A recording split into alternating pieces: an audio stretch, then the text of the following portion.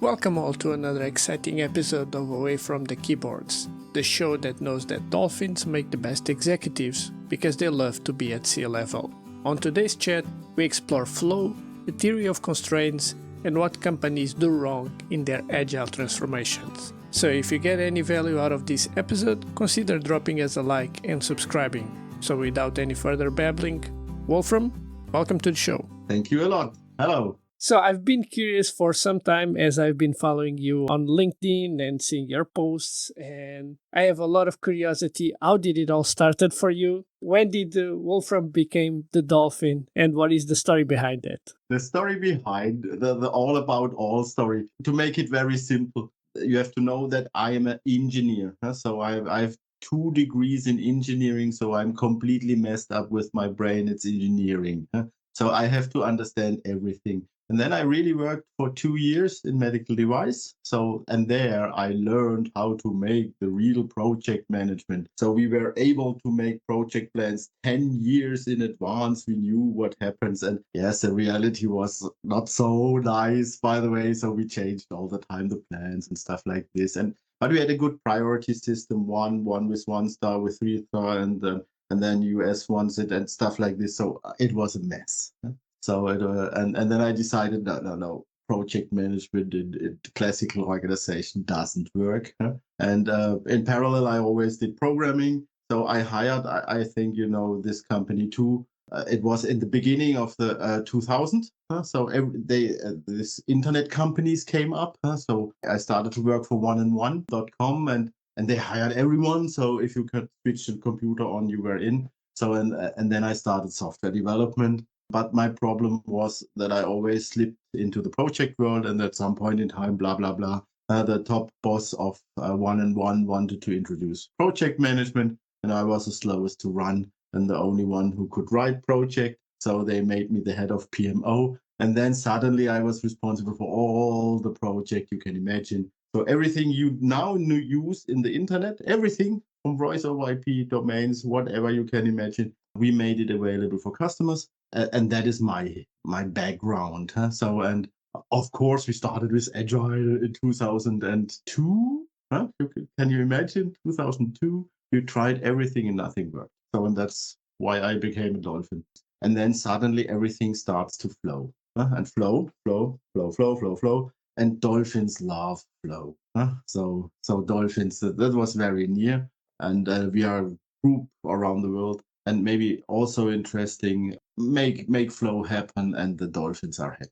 Cool. And that then gave birth to the DolphinUniverse and a community behind it. So what was the inspiration of that, to bringing that that agility, that flow, that knowledge to, and creating a community around it? That was also an accident. So my whole life are more or less a series of accidents. But after this one time, we started a consulting business. So we found this flow, this constraint stuff, and it worked out very well. And then we worked with 20, 30 companies, and they got in flow, and everything was happy. But we had to learn that the less we are working with the company, so the less we consultants are on site, the better it worked. Then you have to think a little about what you're doing. So it was something around 15 years ago. One of the customers said, "Oh, it would have been better if you would not have been there." So we could have done it in 5 days. And you say, "Oh, this is very hard for consultants to realize that it's better if they are off." And that was a starting point of this DolphinUniverse thinking, not to do insulting or consulting, but really consequently let the people learn and find their optimal solutions for their situation. And that was the birth of the universe, because we don't want to do certificates, we don't want to do any training, we don't want to do mindset brainwash stuff and all this stuff, and we don't want to tell you that you have to stand up in the morning and stuff. This is all not ours. Dolphins don't like this. And that was the birth of the universe. And then it's of course clear that if you don't do consulting, then it's much better if the people learn their stuff on their own in a community. And that was more or less the birth of this. I really like what you just said. No certifications. Seems like now everyone and their uncle creates a certification for whatever product they are selling, and that's kind of their go-to-market strategy because, I don't know, seems like everyone likes to share the certifications on LinkedIn. But this really sounds like a more natural way of people to share knowledge and have kind of a community around it. And I just think it's really cool. And how do you, for example, explain flow to someone that never heard about flow? I think everyone knows what flow is, so you don't have to explain. And flow is very simple. Huh? If you are really feeling in this mode when your creativity is really coming to work, when you are not disrupted, when you can talk with other people. So everyone has this feeling. I often describe it like this. If you come home after work, online or offline, and after 8 hours of work, and you say, hey, I'm feeling so full of energy. Let's do whatever. So, and then you're in flow. So working in flow gives you more energy. That is the mental flow. But of course, if you know about the theory of constraint, then it's about workflow. So working in underload so that everything is flowing. And then you get also information flow, of course. So if information is flowing in the moment you need it and not forced in meetings or whatever, but flowing in the moment it is needed. And then the fourth flow is, of course, the cash flow. So, and that's the result out of the other three flows. So, but I think everyone in the world knows about flow. I think most of software engineers and kind of data engineers, people that create code, kind of have some understanding of flow, which is when you put your headphones and you just go into the flow and you just start producing and everything just goes like perfectly. Between 11 o'clock and 3 o'clock in the morning. Exactly. A lot of caffeine and Mountain Dew and sugary sweets. You keep mentioning something that I think it's also near to me the moment I found it, which is the theory of constraints. And that goes back two great books that I've seen you mention several times and that I like as well, which is The Goal and The Phoenix Project. Can you do a quick explanation on theory of constraints and how that can enhance something like, I don't know, Scrum as a framework and make it optimal? Okay. Theory of constraints is very simple in the end, and it's a natural idea of 35 years ago, and even before. There were people who found this before, but GoodReads was one of the first who wrote it down more or less in a work environment way. So the assumption is very simple. Complex adaptive systems need something that stabilizes them. So if they do not have a constraint, so something that stabilizes, they grow very fast and explode, and that's it. And so at least one constraint you need. If you have two constraints, then they start to oscillate. If you have three constraints, you know the three-body problem maybe. Then you have very often chaotic systems. And with each, if you have more than one constraint, with each more, you get more into chaos, and the productivity does not go to zero, but it's getting harder every time. So that is the main assumption behind a theory of constraints. And that means companies with one constraint have an advantage. So survival of the fittest, they win. So, and that's the main assumption. So if you look out of this perspective to an organization, then funny things happen. If you have 100 teams or 20 teams, then maybe one of these teams is needed by the rest most of the time. So, this is a constraint. And then it makes no sense to overload this constraint, but you have to prepare everything so they can work fine. So you subordinate, every team subordinates below the other. And then the flow in the team, the constraint team gets maximum and you get most of the output. So that is not just theory.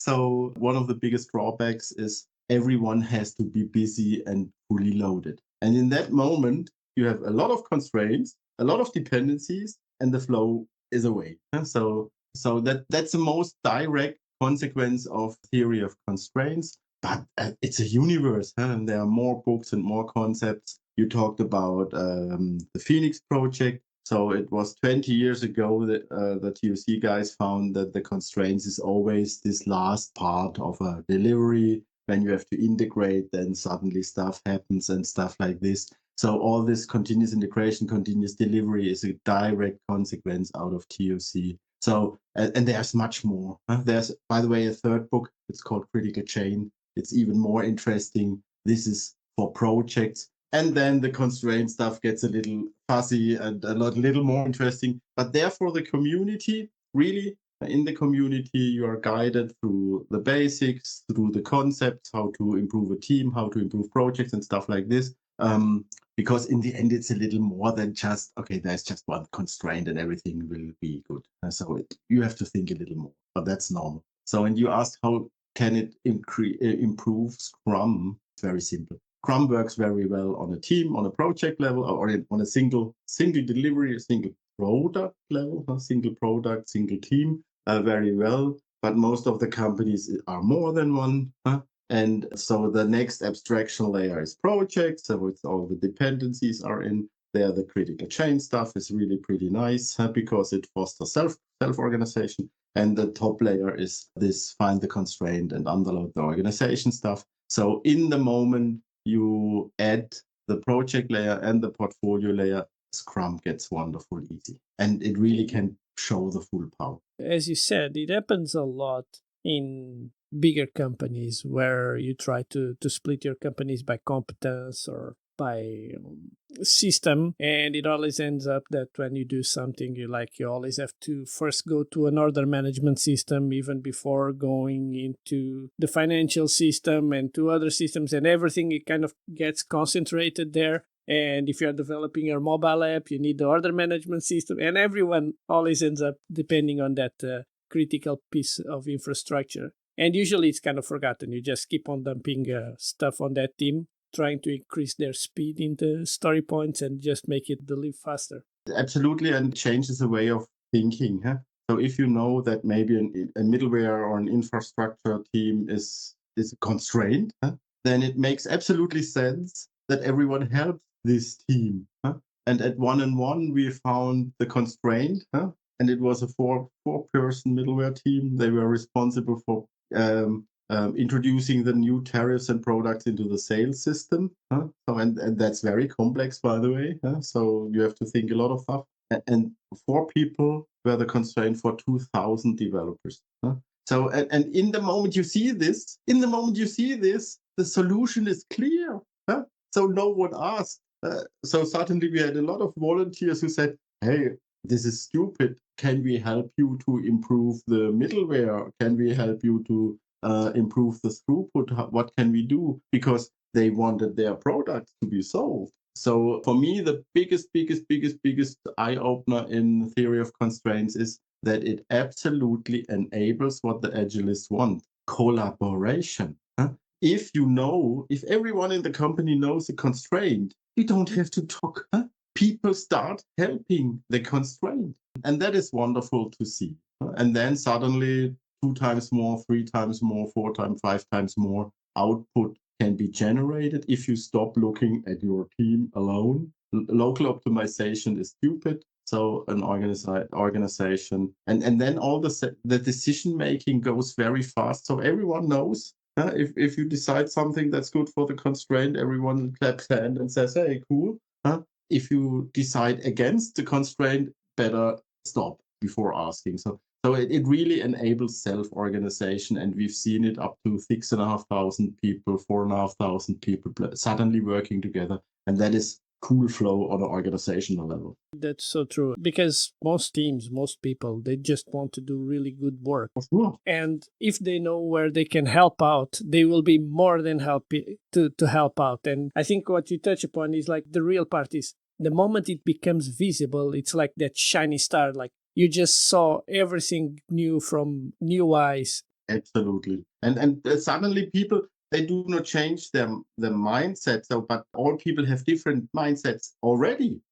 There are good mindsets and not so good mindsets. So in the moment you really make it visible, they switch on their own. You don't have to force them to switch the mindset. And that's also for the sales and for the top management. If they know the constraint, then they suddenly prioritize. So because they know, oh, this is my constraint, then the most important thing is to help the constraint. And then these projects are the first. And then then often they look, okay, what is the most business value divided by constraint hours?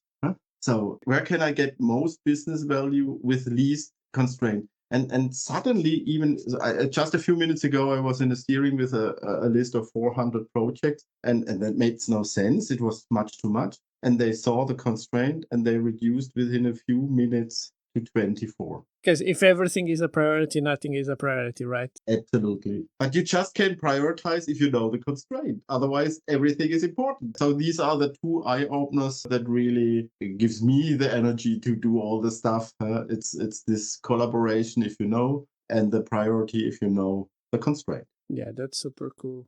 Wolfram, we have a recurrent segment on this podcast. The recurrent segment is called Pass It Forward, where a guest pass forward a question to another guest. And my question to you comes from Eric, our previous guest, which asked, if you needed to save the world by selling the SAFE framework, what would be your pitch?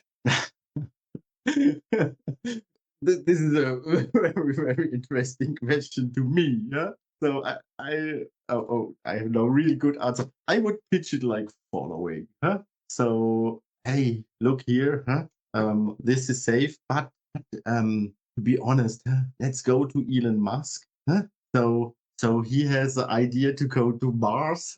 So Mars is even better if than working in a company applying safe. That sounds like a great way to save the world. Sorry about this. Yes, yes. The hardest question he selected for me. I think the three of us, we both have strong views on safe, and I think your answer was right on par. And not trying to make a follow up, but what do you think that companies do wrong when they try to apply their, between quotes, agile transformations? We are in the situation that we really help companies to get out of this. So and it's not the person, it's not even the management. Very often companies come to us with, oh, we really wanted to implement blah blah blah framework or method, or we want to get agile and stuff like this. And they often are very brave and change everything, hierarchy, and they hire people and they get trained and invest a lot. So that's for me important. It's not the people. The people want to be agile and they fight for their company. So if someone comes around and says, hey, you just have to do it better, then I say, okay, guy, forget it. So the people want to do it, make it better. The biggest mistake, I think, is the root cause is seldom addressed. And most of the transformations are bottom up. So you start with a team and it works in a team. And then do you think it works on a bigger scale? But what works in a team does not work in a compound of teams. Otherwise, the system were the same and systems change. So with each layer, the character of a system changes. And if you use the same method on the next layer, then you are more or less doomed because it does not work. And very few people know about these layers, about the difference between project and production. And the root cause, the overload of the organization, is normally not addressed. Back to the TOT. If you have a constraint, you don't overload the constraint, but then no one is overloaded. So if someone wants to use TOC, then he has to underload. That means 40-50% of the capacity of overall is not planned because you need it to protect the constraint. And so it's not just, let the lazy people be lazy. No, it's necessary. If you go to a production, you will see exactly the same. Not even the constraint is loaded and every other machine is not loaded. So, and this is a key mistake companies do. And the root cause for this is no one really wants to talk with top managers about this. And everyone is afraid of the top managers. Hey, but they are not dumb. They understand it immediately. If a company comes to us with a broken agile transformation, most of the stuff is already there and good. But then we start with this, okay, make a list of all the initiatives, find the constraint, underload the organization, and then it's like igniting the engine. Suddenly it starts flowing. I can tell you a trick. It works all the time. So if you ask the people, hey, if you don't do multitasking and all the stupid stuff and the ceremonies are away and all, you just can work. How much faster can the projects go? 20-30%. And then we can ask, okay, how much effort you can save? Okay, then we don't do much mistakes and it really flows and we are creative. So we can save 30% of the effort. And then you can calculate, okay, if you can save 30%, then you can do 50% more. Huh? So you just ask the people, how much more can they work if all the stupid stuff is gone? And then with this number, you go to the top manager and say, hey, we found out that we can do 50% more. Would this be good for the company? Oh, yes, of course, then we can sell more and blah, blah, blah. And that's very easy to calculate. So current sales multiplied with what you can sell minus total variable costs. And then you have the bottom line increase. And every top manager immediately say, oh, yes, I want. So, and then say, okay, cool that you want. And we have their idea, but it's not so trivial, because we have to, I don't tell you what we have to do, but to reach this, there's an idea. It's called whatever talk. You can call it talk. And then the only thing is, okay, we as middle manager has to sit together and find why it's not working. Oh, what's this? Yeah, hey, boss, if you do something that's not working, then no risk. And then the boss says, oh yes, no risk is good. So just gain, no risk. I'm with you. And then we take all the middle managers together and go through they learn about the TOC stuff, and then they are allowed to say why it's not working. And the interesting thing is they come up with 150, 250, 350 why it's not working, but there is no physical blockage for flow. All the stuff they find is organizational stuff, man-made organizational stuff. And then I say, okay, there's no physical blocker. So solve this. Do you have an idea how to solve this? Oh, yes, that's easy. So within hours, the middle managers find what has to be done, and then they see what they have to do. And then they say, oh, this sounds interesting. If you do all this, then we can work in flow. And then I say, oh, do you like work in flow? Yes, I like work in flow. So the only thing you have to do is now go to the top management. They all already want to do it. You just have to explain what you want to do with the company. And then they explain to the top management shoulder to shoulder. So it's a clear concept. And then the top management says yes. And then we do the change.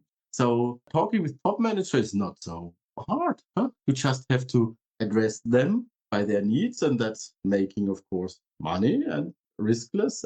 And if you show the top managers that you take over the responsibility for the change, they will say, go.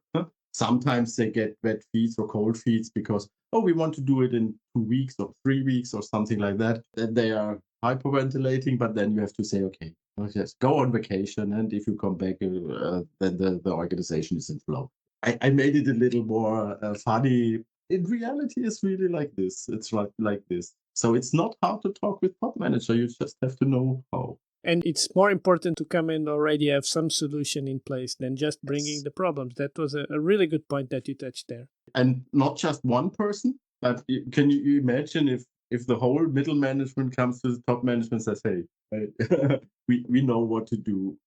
Yeah, we just need the empowerment to do it. And most of the time it'll be, sure, go ahead. For sure. I waited since 5 years that you come up with the idea how to solve our problems. Thanks a lot. And then typically we have then steerings and stuff like this. And I just came out of one. And it's so wonderful to see how top management and middle management and how they work shoulder to shoulder because they have the same interest, having enough flow to make the company sustainable, and agile is a part of it. So it's a part. Yeah, I think that's where you kind of reach the true meaning of agility, right? It's just everything just goes and you don't have too many problems or too many constraints. You are truly agile as a dolphin, of course. Dolphins love this flow.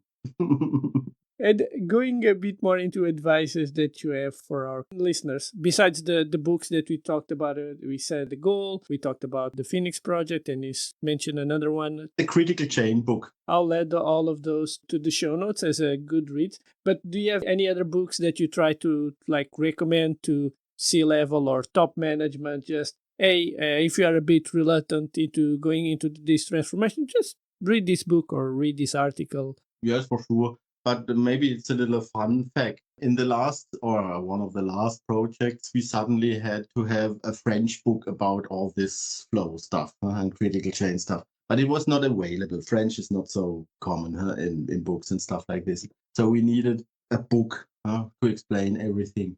And we have a Dolphin GBT since 2 years. Since 2 years, we have a GBT with all our knowledge in. That's very nice. It knows more than me, interestingly. There also books from Joe Justice are in, from Tesla and stuff. So really, really, this GPT is not so bad. It's not so easy to understand what it says, but okay. So and then we programmed an Excel file with just the table of contents and with some hints and stuff like this. Then this book was written by our Dolphin GBT. And the fun part in this is, and you asked about a book. So the fun part is you can change the prompt, of course. So you can say, okay, I want a very small book with just the facts in for experts.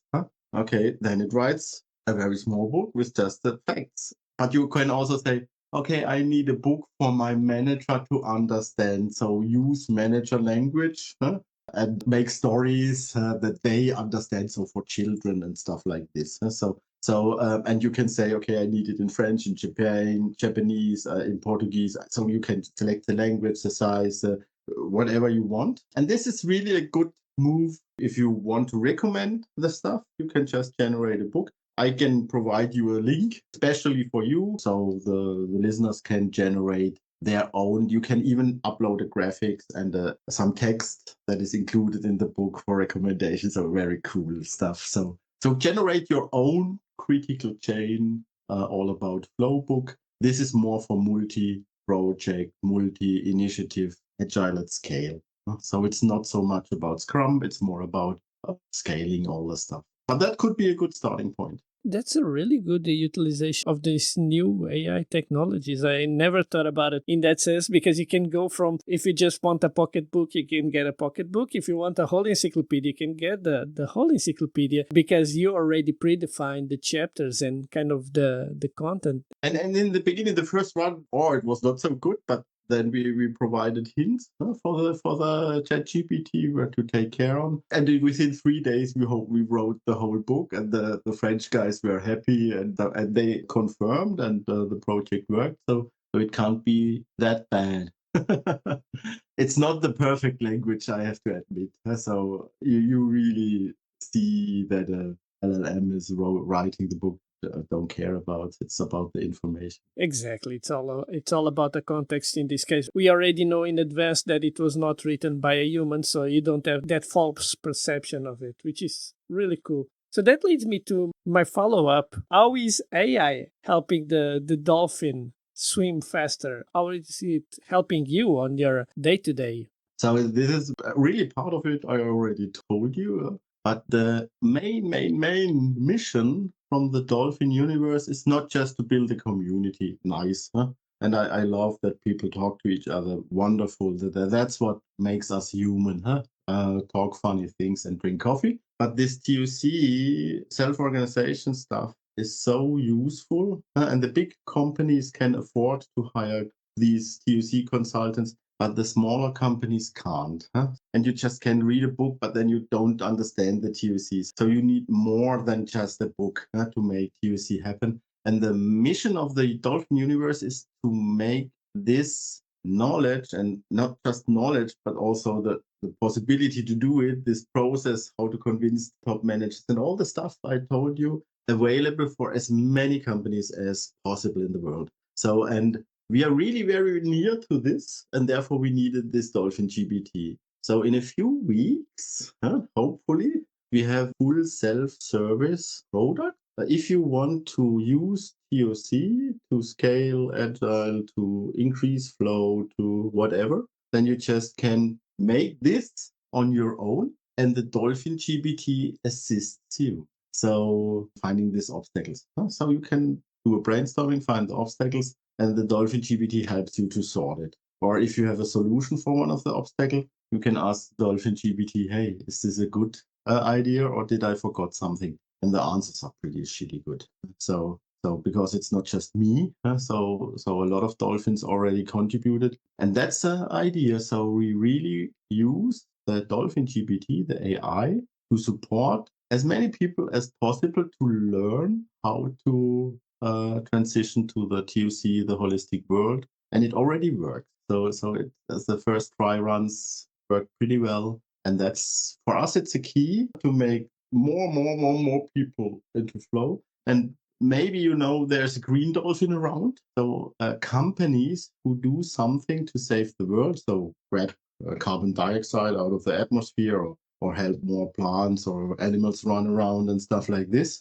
So they get our startup product for free. So, and therefore we need something where we don't have to invest so much time. So that is the idea behind using AI, is really helping more companies to apply this, and we are very near to launch this. Yes, if you're a big corporation, a big enterprise, you usually have unlimited amount of money to do and hire hundreds of consultants. But if you are a smaller company and you have problems as well, you may want to reach out to the Dolphin itself. If people want to know more about you, if you want to reach out, hire you, know more about your products, what is the best way for them to know more? I would say it's not just about buying a product, so don't care about this. But the community, we just started 4 months ago, and we currently have 954 members, 954 in 4 months. So, and international around the world. So it's a real fun, and all the discussion already starts. And the community is built like this. So you have a course, so about UC stuff. And after each course, you get a book for free, a copy, a PDF copy. So it's the really easiest way to jump into this world is just join the community for free. It's really for free. Do the courses, grab the books, read the stuff, and then there are web sessions. The experts are around. We have question and answer sessions and stuff like this. And it really started a month or 1.5 months ago. And the experts are very, very willing to support because they all saw how it works and that it's fun. And you have the tools. You get everything you need. Currently, you have to learn and do it yourself and ask questions. But it's a good start. And in the moment we announce more, as you get the messages for everything. And it's really evolving very nice. I really love it. I never expected this. That's super cool. And let's see if we can make that community arrive to the round number of 1,000 and 1,000 plus. That would be cool. The 1,000 is the next goal to manage, but it's not so far away. So it's just 50. Just 50. It may even happen before we release the episode. Let's see. Fingers crossed. Fingers crossed. So the number 1,000, that's the goal. I'll add all of that to the show notes, and people can find more about it underneath. Wolfram, thank you so much for coming to the show and having this chat with me. Absolutely, it was a fun talking with you because you're asking very nice questions. Thank you so much. And to everyone else out there, keep watching your flow, and see you again away from the keyboards.